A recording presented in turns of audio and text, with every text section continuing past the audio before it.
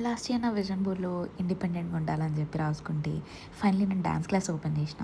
Same అట్లే ఈసారి ఎందుకు అప్‌గ్రేడ్ అవ్వద్దు అని చెప్పి సమ్మర్ క్యాంప్ పెడదామని చెప్పి ట్రై చేస్తుండే. ఎందుకంటే it was a random 2 AM thought అనమాట నా బ్రెయిన్‌లో. సో, ఎందుకు అప్రోచ్ అవ్వద్దని చెప్పి నేను అప్రోచ్ అయితే ఆల్మోస్ట్ అది అప్రూవల్ కూడా అయిపోయింది. అప్రూవల్ అయిపోయింది అండ్ నెక్స్ట్ డే నుంచి నా సమ్మర్ క్యాంప్ అనంగా ఐ వెంట్ టు షాపింగ్ అనమాట. అన్ని మెటీరియల్స్ ఇంక పిల్లలకి నార్మల్‌గా చదువు కాకుండా కొంచెం ఆర్ట్ సైడ్ కొంచెం ఎంగేజింగ్‌గా ఉండాలని చెప్పి నేను వాళ్ళ యాక్టివిటీస్ ప్లాన్ చేశాను అనమాట. యాక్టివిటీస్ ఏంటి అని చెప్పి నేను ఏదైనా సపరేట్ వీడియోలో చేస్తా. ఓన్లీ ఇఫ్ ఈ వీడియోకి కొంచెం మంచి రీచ్ వస్తే. బికాస్ నేను కంటిన్యూస్‌గా పోస్ట్ చేస్తూనే ఉన్నా and I'm not getting any reach అనమాట. ఆన్ వన్ కండిషన్ నేను నా ఫీజ్ రివీల్ చేస్తా. Only if I get 10K subscribers. అది అవ్వదు కాబట్టి చెప్తున్నా.